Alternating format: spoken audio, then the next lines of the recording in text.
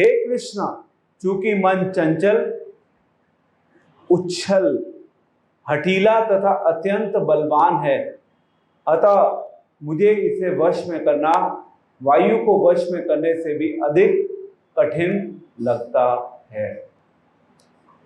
ओम ज्ञानतिमिरान्धस्य ज्ञानाञ्जनशलाकया चक्षुर्मिलितं येन तस्मै श्री गुरुवे नमः। हरे कृष्णा।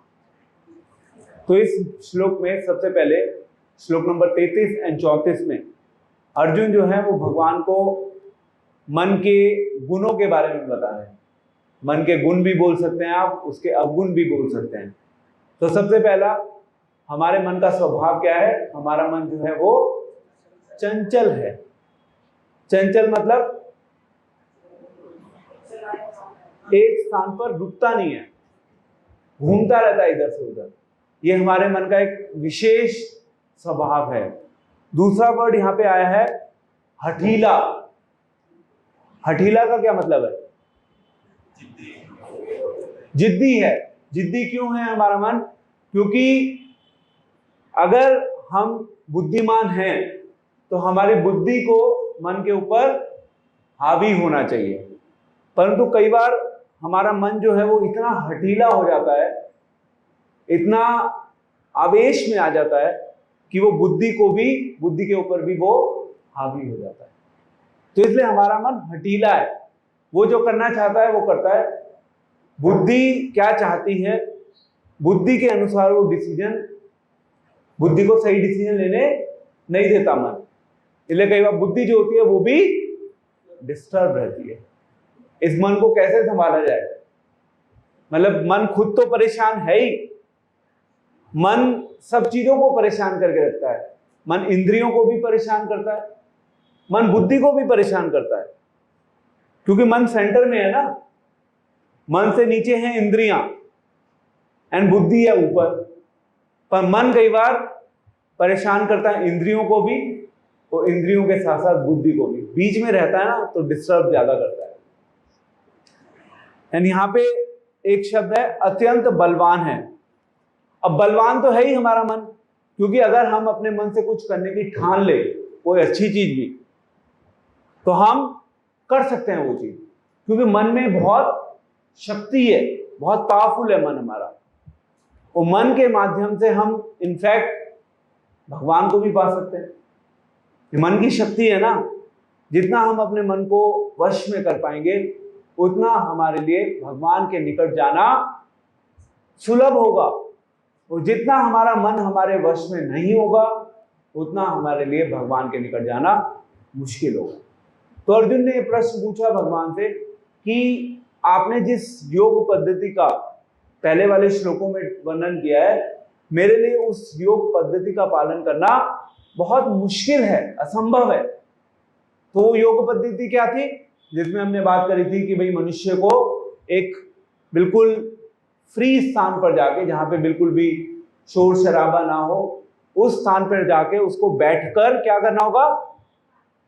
कुशाग्रास लेकर वहां पे ध्यान लगाना होगा, नाक के अग्र भाग के ऊपर ध्यान लगाना होगा। ये कंडीशन थी। भगवान ने बोला था ना जब कि भाई अगर आपको ध्यान योग का अभ्यास करना है अर्जुन, तो इन कंडीशंस का पालन करना होगा। अब अगर हम आज की मॉडर्न सोसाइटी की बात करें, तो मॉडर्न सोसाइटी में इन कंडीशंस को फॉलो करना बहुत मुश्किल कार्य है, आसान नहीं है। तो प्रभुपाद श्लोक नंबर 33 के तात्पर्य में लिख रहे हैं कि आज के समाज में जनरली जो ध्यान योग है, जनरली लोग ध्यान योग का पालन नहीं कर सकते। स्पेशली अगर हम दिल्ली शहर की बात करें, मेट्रोपॉलिटन सिटीज की बात करें, वहां पे लाइफ बहुत डिफिकल्ट है। बहुत तेजी से सब लोग भाग रहे हैं, और इतनी तेजी से भागने के प्रयास में हम चीजों के ऊपर काबू नहीं कर पाते, हमारे पास समय नहीं होता। एंड उसका रिजल्ट क्या होता है? हम किसी भी चीज के ऊपर फोकस नहीं कर पाते और हमारा माइंड डिस्टर्ब रहता है। तो इसलिए अर्जुन ने हाथ खड़े कर दिए। एक्सेप्शनली कुछ लोग ऐसे हो सकते हैं जो सब चीजें छोड़कर चले जाएं जंगलों में, हिमालय के ऊपर, वो इस प्रकार से योग का अभ्यास कर सकें। पर वो एक्सेप्शनल क्लास है, इन जनरल वो पॉसिबल नहीं है। तो नेक्स्ट श्लोक में भगवान ने अर्जुन के इस डाउट का निवारण किया। भगवान ने कहा, आप मेरे साथ बोलिए, श्री भगवान उवाच असंशयं महाबाहो मनोदुनिग्रहं चलम् अभ्यासेन तु कौन्तेय वैराग्येन च गृह्यते। भगवान श्री कृष्ण ने कहा, हे महाबाहु कुंती पुत्र, निसंदेह चंचल मन को वश में करना अत्यंत कठिन है, किंतु उपयुक्त अभ्यास द्वारा तथा विरक्ति द्वारा ऐसा किया जा सकता है। देखिए, सबसे पहले भगवान ने अर्जुन को यहाँ पे क्या क्या कहकर संबोधित किया? महाबाहु। अब आपको विचार करना होगा कि भगवान ने स्पेसिफिकली अर्जुन का ये नाम क्यों लिया।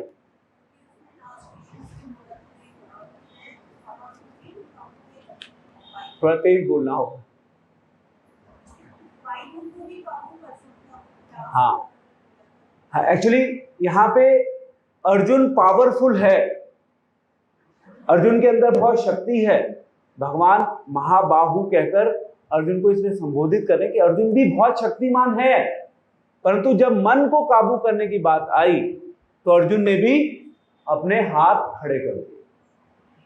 तो अर्जुन से बड़ा शक्तिशाली प्रैक्टिकली कोई था नहीं उस समय। बहुत सारे योद्धा थे, बट कुछ ही लिमिटेड योद्धा थे जो अर्जुन के समान शक्तिमान थे। तो महाबाहु शब्द स्पेसिफिकली भगवान यूज कर रहे हैं। इसी प्रकार से गीता में आप देखेंगे कई बार कृष्ण के लिए अर्जुन अलग अलग नाम से पुकारते हैं, और कई जगह कृष्ण अर्जुन को भी अलग अलग नाम से पुकारते हैं। जैसे सेकंड चैप्टर में एक नाम आया अर्जुन का, गुड़ाकेश। सेकंड चैप्टर में है वो शायद। तो गुड़ाकेश मतलब उसने अपनी नींद के ऊपर भी विजय पा ली थी। ये है अर्जुन। अब महाबाहु आ गया। एंड भगवान ने सबसे पहले तो अर्जुन ने जो कहा, अर्जुन की स्टेटमेंट को भगवान ने स्वीकार किया कि नो डाउट अर्जुन, आप जो कह रहे हो वो बिल्कुल सत्य है कि इस मन को काबू में करना बहुत मुश्किल है, असंभव है ऑलमोस्ट। भगवान ने उस फैक्ट को स्वीकार किया। ऐसा नहीं था कि भगवान ने कहा नहीं नहीं सब पॉसिबल है, बस तुम अभ्यास करो। पहले भगवान ने एक्सेप्ट किया। तो इस प्रकार से हमें जीवन में कई बार हमारे सामने अगर कोई कुछ कहता है और अगर उस बात में सत्य है तो हमें उस बात को स्वीकार कर लेना चाहिए। फिर हम अगर उसको सपोर्ट कर सकते हैं कि नहीं नहीं इसका ये भी एक दृष्टिकोण हो सकता है, तो हमें उसको उस दृष्टिकोण के बारे में बताना चाहिए। तो भगवान ने पहले सत्य को स्वीकार किया। उस सत्य को स्वीकार करने के बाद भगवान ने उसका जो दूसरा दृष्टिकोण है उस दूसरे दृष्टिकोण को प्रेजेंट किया। भगवान ने कहा कि नो डाउट मुश्किल है, बट कैसे आप इसके ऊपर विजय पा सकते हो, कैसे अपने मन को वश में कर सकते हो? पहला है अभ्यास के द्वारा। अभ्यास मीन्स प्रैक्टिस। बोलते हैं ना, practice makes a man perfect. जैसे अभी आप आएंगे शुरू में इन क्लासेस को अटेंड करने, शुरू में ना कई बार ऐसा होता है कि थोड़ा बोरियत होती है, कहाँ पे आए हैं हम, समझ नहीं आ रही आधी चीजें, प्रवचन में बैठे हुए हैं प्रभु जी के, कुछ चीजें समझ आ रही हैं, कुछ चीजें नहीं समझ आ रही, कीर्तन हमें अच्छा लगता है, प्रवचन थोड़ा बोरिंग लगता है। अभी क्या है, क्योंकि हमारे को ना ट्रेनिंग नहीं है, अभी हमें ट्रेनिंग नहीं है। पर जैसे जैसे हम ट्रेंड हो जाएंगे फिर धीरे धीरे हमारा अपने आप भगवान के संदेश को सुनने में मन करेगा। तो हमें अपने आप को ट्रेंड करना है। ये ह्यूमन लाइफ ही ट्रेनिंग के लिए मिली है। अब आप कहेंगे अभ्यास किस चीज का करना है? भगवान कौन से अभ्यास की बात कर रहे हैं? क्या पैसा कमाने के अभ्यास की बात हो रही है? कौन से अभ्यास की बात हो रही है? ओके, सो हमें अभ्यास करना है, हमें उस चीज का अभ्यास करना है जिसके थ्रू हम भगवान से साथ साथ जुड़ सकें। नहीं तो आप अभ्यास करना शुरू कर दें, आप कहेंगे मैं ऐसे ध्यान में बैठ गया, ऐसे ध्यान में बैठकर भी मैं अभ्यास कर रहा हूं, ये भी तो अभ्यास है। इस अभ्यास में क्या प्रॉब्लम है? आप किसी एक पर्टिकुलर वस्तु के ऊपर फोकस करना शुरू कर दें, वो भी एक अभ्यास है। आपने एक वो सुना है त्राटक? त्राटक का नाम सुना है आपने? त्राटक क्या होता है? त्राटक में हम किस चीज के ऊपर कंसंट्रेट करते हैं? चंद्रमा के ऊपर। आप चंद्रमा के ऊपर जब कंसंट्रेट करते हो तो आपको अपनी आईब्रोज को वो नहीं करना होता, आप बस कॉन्टिन्यूसली देखते हो। वो कई ऐसे लोग होते हैं वो अभ्यास करते हैं, ये वो देखते रहते हैं देखते रहते हैं देखते रहते हैं, वो एक्सपर्ट बन जाते हैं। 1 घंटा 1.5 घंटा वो फोकस करते हैं चंद्रमा के ऊपर बिना पलक को झपकाए, वो है त्राटक। अब जो वो त्राटक कर लेते हैं तो उससे उनको बहुत एनर्जी मिलती है, बहुत शक्ति मिलती है उससे। उन्होंने अभ्यास किया, अभ्यास कर करके अपने आप को क्या बना लिया? एक्सपर्ट बना लिया। ऐसे अलग अलग योग होते हैं। जब आप योग करते हैं शुरू में आपको योगाभ्यास करने में बहुत परेशानी होगी, आपके शरीर में बहुत ज्यादा इलास्टिसिटी होनी चाहिए, नहीं तो आप योगा का अभ्यास सही ढंग से नहीं कर पाएंगे। अभ्यास जो होता है, अभ्यास आपके जीवन में आपको वो करवा सकता है जिसकी आप कल्पना नहीं कर सकते।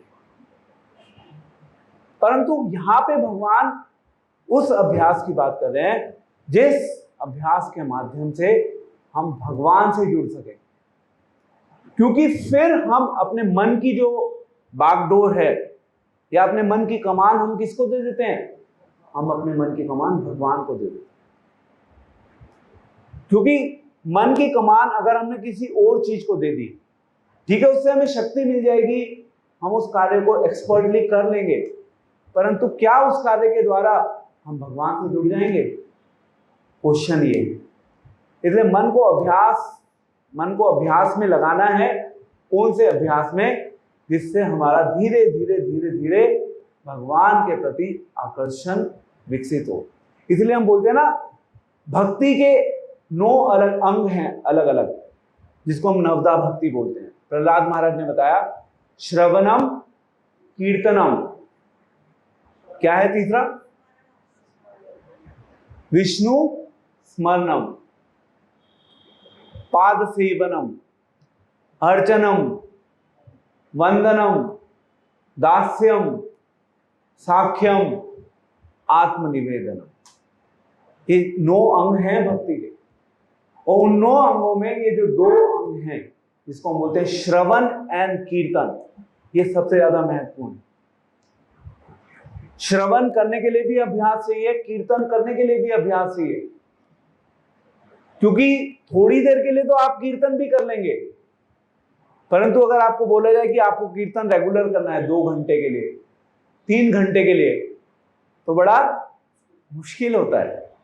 इनफैक्ट अगर आप वृंदावन इस्कॉन मंदिर में जाएं तो वृंदावन इस्कॉन मंदिर में 24 आवर्स कीर्तन सिस्टम है। 24 घंटे वो कीर्तन चलता रहता है। उस 24 घंटे के कीर्तन को भी परफॉर्म करने के लिए वहां पे शिफ्ट होती हैं अलग अलग। 3 घंटे एक शिफ्ट में डिवोटीज करेंगे, फिर 2-3 घंटे में एक शिफ्ट में डिवोटीज करेंगे। इस प्रकार से पूरी क्लॉक होती है। वो पूरा 8-10 शिफ्ट होती हैं, तब जाके वो पूरा 24 आवर्स का कीर्तन कंप्लीट होता है। So you need a lot of training. नहीं तो आप कहेंगे 15 मिनट कीर्तन हो गया, बहुत है। 10 मिनट हमने प्रभु जी का प्रवचन सुन लिया, बहुत है। अभ्यास सही होगा तो आप बैठकर श्रवण कर पाएंगे, सही ढंग से कीर्तन कर पाएंगे। फिर हमारे जीवन की डोर या हमारे मन की डोर किसके पास चली जाएगी? भगवान के पास। अब दूसरी चीज भगवान जो इसी श्लोक में बता रहे हैं, एक तो बताया अभ्यास, दूसरा है अभ्यासेन तु कौन्तेय वैराग्येन च गृह्णायते। सेकंड पॉइंट है वैराग्य। जीवन में विरक्ति लेकर आनी होगी। अब आप कहेंगे प्रभु जी विरक्ति का क्या मतलब है? विरक्ति का एक मतलब है निर्बंध कृष्ण संबंधे युक्तम वैराग्येन उच्यते। जो चीज कृष्ण से संबंधित है, जिस चीज को कृष्ण से जोड़ा जा सकता है, उस चीज को स्वीकार कर लो। जो चीज हमें कृष्ण से दूर लेके जा रही है, उस वस्तु को छोड़ दो। तो हमारे जीवन में बहुत से ऐसे नेगेटिव एलिमेंट्स होते हैं जो आसपास घूमते रहते हैं, वो हमें कृष्ण से कई बार दूर लेके जाते हैं। तो हमें धीरे धीरे धीरे उन एलिमेंट से अपने आप को डिस्कनेक्ट करना होगा। डिस्कनेक्ट हम करेंगे उन एलिमेंट से कब? जब धीरे धीरे हम कृष्ण के पास जा रहे होंगे, आगे बढ़ रहे होंगे। क्योंकि यदि हम कृष्ण के पास नहीं जाएंगे तो हम इस संसार के लोगों के पास जाएंगे, या जो एलिमेंट भगवान तक पहुंचने में हमारी सहायता नहीं करते, जो हमारे जीवन में डिस्टरबेंस क्रिएट करते हैं, हम उन डिस्टर्बिंग एलिमेंट्स के पास जाकर फिर हम भगवान को भूल जाएंगे, भगवान का विस्मरण हो जाएगा। तो हमें अपने जीवन में उन चीजों को एक्सेप्ट करना चाहिए जो हमें भगवान तक पहुंचने में हमारी सहायता करे। किसी के पास गाड़ी है, गाड़ी भी है, घर भी है, अच्छी जॉब भी है, या अच्छा बिजनेस भी है, सब अरेंजमेंट्स हैं उसकी लाइफ में अवेलेबल। तो विरक्ति की अगर हम बिल्कुल स्ट्रेट फॉरवर्ड डेफिनेशन के अकॉर्डिंग जाएं तो क्या होगा विरक्ति का मतलब? सब कुछ छोड़ दो। अच्छी गाड़ी है तो मे भी मंदिर में दान कर जाओ, अच्छा घर है तो उसको बेच के मे भी झोपड़ी में आ जाओ, या वृंदावन में जाके रह लो, कहीं फॉरेस्ट में जाके अपनी लाइफ को लीड कर लो। अच्छी एजुकेशन है तो उसको जला दो क्या करोगे हम? विरक्ति लानी है तो ऐसी आएगी शायद विरक्ति। बट एक्चुअली श्रील प्रभुपाद या गौड़ीय वैष्णविज्म में विरक्ति का मतलब यह है कि आपको चीजों को कृष्ण की सेवा में यूज करने की कला आनी चाहिए। चीजों को छोड़ना नहीं है, चीजों को कृष्ण से जोड़ना है। इसको बोलते हैं युक्त वैराग्य। वैराग्य तो सबने सुना होता है, परंतु युक्त वैराग्य के बारे में किसी को नहीं पता होता। हम किसी वस्तु से आसक्त नहीं है, परंतु अगर कोई वस्तु हमें कृष्ण की सेवा में अगर कोई वस्तु हमें कृष्ण की सेवा करने में हेल्प कर रही है तो हम उस वस्तु को स्वीकार करेंगे। और यदि कोई वस्तु हमें कृष्ण की सेवा करने में परेशान कर रही है तो हम उस वस्तु को रिजेक्ट करेंगे। यह है एक्सेप्टेंस एंड रिजेक्शन का प्रिंसिपल। सब चीजों को ब्लैंकेट रिजेक्शन का कॉन्सेप्ट पॉसिबल नहीं है। तो भगवान इसी विरक्ति की बात कर रहे हैं। अब आपको अपनी लाइफ में इंडिविजुअली आइडेंटिफाई करनी होगी, ओके ये चीज है जिसको मेरे को छोड़ देना चाहिए, इसकी कोई रेलेवेंस नहीं है मेरी लाइफ में। ये चीज है जिसको मुझे अपने जीवन में एक्सेप्ट कर लेना चाहिए। और कुछ चीजें ऐसी होंगी जिनको आप ना तो एक्सेप्ट कर सकते ना रिजेक्ट कर सकते, दोनों ही चीजें होंगी। हो सकता है वो आपकी स्पिरिचुअल लाइफ के लिए फेवरेबल हो, आपकी स्पिरिचुअल लाइफ के लिए वो अनफेवरेबल भी हो सकती है। But you have to go along, साथ चलना पड़ेगा उसके लिए आपको अभ्यास सही करना होगा। यदि आपका सही अभ्यास होगा तो विषम परिस्थिति में भी आप कृष्ण का स्मरण कर पाएंगे। और यदि अभ्यास सही नहीं होगा तो परिस्थिति कितनी भी अनुकूल क्यों ना हो जाए, आप स्मरण नहीं कर पाएंगे। आप मंदिर में आए, डिवोटीज के संग में हो, डिवोटीज के संग में रहते हुए भी क्योंकि आपका मन सारे दिन इधर उधर घूमता रहता है, आपने अपने मन को ट्रेंड ही ऐसे किया हुआ है, तो फिर आप फेवरेबल एनवायरनमेंट में भी आकर उस अनुकूल परिस्थिति का लाभ नहीं उठा पाएंगे। तो हमें अल्टीमेटली कोशिश ये करनी है कि हम सही ढंग से अभ्यास करें। एंड सिंपल अभ्यास क्या है? चैंटिंग ऑफ हरे कृष्ण महामंत्र। और जो सही ढंग से हरे कृष्ण महामंत्र का जप करते हैं वो इस चीज का अनुभव करते हैं कि उनके जीवन में स्वतः ही उनका जो फोकस होता है हर वस्तु के प्रति अपने आप फिक्स होने लगता है। बट उसके लिए समय देना पड़ता है, क्योंकि अभ्यास जो होता है वो एक दिन का खेल नहीं होता, 1 मिनट से काम नहीं चलता। इसलिए जो कहते हैं ना कि हम मंदिर जाते हैं, हम मंदिर में 1 मिनट भगवान को नमस्ते कर देते हैं, 1 मिनट से काम नहीं चलेगा, 1 मिनट से आगे बढ़ना होगा। जो 1 मिनट पर अटके रहते हैं उनकी गाड़ी 1 मिनट से आगे नहीं बढ़ती, उनको लगता है 1 मिनट में सब कुछ हो गया। कृष्ण ने आपको 24 घंटे दिए और आप कॉम्प्रोमाइज कर रहे हो उनके साथ, कह रहे हो कि 1 मिनट में सब कुछ हो गया। अरे जीवन में 24 घंटे किसने दिए थे? 24 घंटे तो भगवान ने दिए थे और आप उनके साथ डील कर रहे हो 1 मिनट की। तो बहुत कंजूसी है ना। कृष्ण के साथ कंजूसी नहीं चलेगी। अगर आप मुझसे पूछें तो एक एवरेज फैमिली में जो फैमिली लाइफ में जो है ऑन एन एवरेज उसको अपनी लाइफ का एटलीस्ट 2.5 से 3 घंटा आपके होश उड़ सकते हैं, बट रियलिटी है 2.5 से 3 घंटा अपने जीवन का प्रतिदिन कृष्ण के लिए निकालना चाहिए। कोई ज्यादा नहीं है, ये हमें लग सकता है ज्यादा है पर इन रियलिटी ज्यादा नहीं है। क्योंकि जब आप 2.5 से 3 के स्तर पे आ जाओगे तब पता चलेगा आपको कि 2.5 से 3 भी ज्यादा नहीं। तब आप पूरे दिन कृष्ण के विषय में सोच पाएंगे।